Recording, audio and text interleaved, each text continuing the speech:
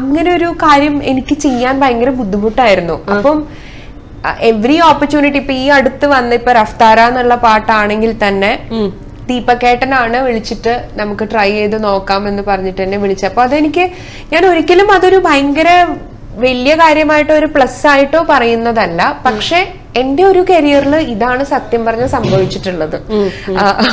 പിന്നെയും എനിക്ക് തോന്നുന്നു ഞാൻ ട്രൈ ചെയ്തിട്ടുള്ളത് ഔട്ട്സൈഡ് ഓഫ് മലയാളമാണ്. തമിഴിലൊക്കെ ഒരു ഈ പറയാം, തമിഴിലൊക്കെ വളരെ വലിയ ഇൻഡസ്ട്രിയാണ്. അവിടെ ഒരു ഓപ്പർച്യൂണിറ്റി കിട്ടുക എന്നുള്ളത് നമ്മളെ ഒരിക്കലും ഓപ്പർച്യൂണിറ്റി ഇങ്ങോട്ട് തേടി വരില്ല.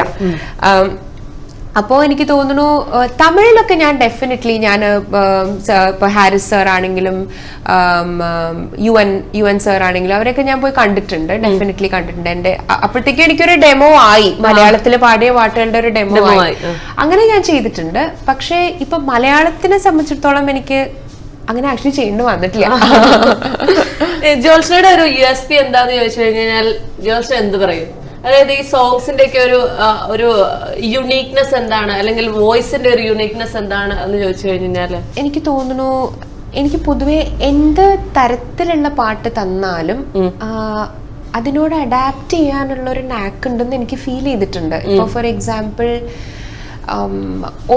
ഒരു സ്റ്റൈലിലേക്ക് ടൈപ്പ് കാസ്റ്റ് ആയി നിൽക്കാണ്ട്, പിന്നെ എനിക്കൊരു പ്ലേ ബാക്കിലാണെങ്കിലും എനിക്ക് മെലഡീസ് പാടാൻ അവസരം ഉണ്ടായിട്ടുണ്ട്, അതുപോലെ അടിപൊളി പാട്ടുകൾ പാടാനുള്ള അവസരം ഉണ്ടായിട്ടുണ്ട്.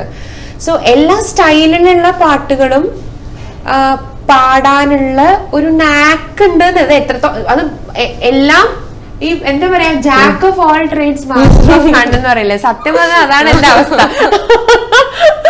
ഇന്ന സ്റ്റൈല് പാടുമെന്ന് വെച്ചാൽ പാടും, പക്ഷെ അതിലൊരു എക്സ്പേർട്ട് ആണോ എന്ന് ചോദിച്ചാൽ ഒരിക്കലും അല്ല. അതാണ് എന്റെ ഒരു കാര്യം സത്യം പറഞ്ഞ.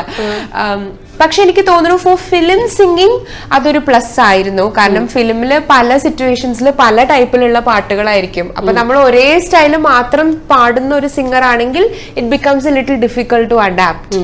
അപ്പൊ അത് നോക്കുമ്പോ എനിക്ക് തോന്നുന്നു അതൊരു, എനിക്ക് തോന്നുന്നു ഞാൻ കുറച്ചും കൂടെ ഇപ്പൊ ഗൾഫിലായിരുന്നു പഠിച്ചതൊക്കെ, അപ്പൊ കുറച്ചും കൂടെ പല ലാംഗ്വേജസിലുള്ള പാട്ടുകളും പല സ്റ്റൈലിലുള്ള പാട്ടുകളോടും ഒക്കെ കൂടുതൽ എക്സ്പോഷർ ഉണ്ടായിട്ടുണ്ട്. മനസ്സിലായി. അപ്പൊ ആ ഒരു ലിസണിങ്ങിന്റെ ഭാഗമായിട്ട് ഡിഫറെന്റ് സ്റ്റൈൽസ് ഒക്കെ ട്രൈ ചെയ്യാനുള്ള ഒരു നാക്ക് ഉണ്ടെന്ന് തോന്നുന്നു. അതാണ് എനിക്കൊരു എന്റെ ഒരു തോന്നിയിട്ടുള്ള ചോദിക്കുമ്പോ പറയുന്നു. ബാക്കിയുള്ളത് മ്യൂസിക് ഡയറക്ടേഴ്സ് തീരുമാനിക്കും, ബാക്കിയുള്ളവരെ ജനങ്ങളും ബാക്കിയുള്ളവര് തീരുമാനിക്കട്ടെ. ഇനി സോങ്സിൽ നിന്നൊക്കെ മാറി ഈ മ്യൂസിക് ഇൻഡസ്ട്രിയിൽ നിന്ന് മാറി പുതിയൊരു പരിപാടി നടത്തിയത് ഞാൻ കണ്ടു, ഒരു ഫോട്ടോഷൂട്ടൊക്കെ. മോഡലിംഗിലും ഒരു കൈ നോക്കാൻ ഒരിക്കലും അല്ല.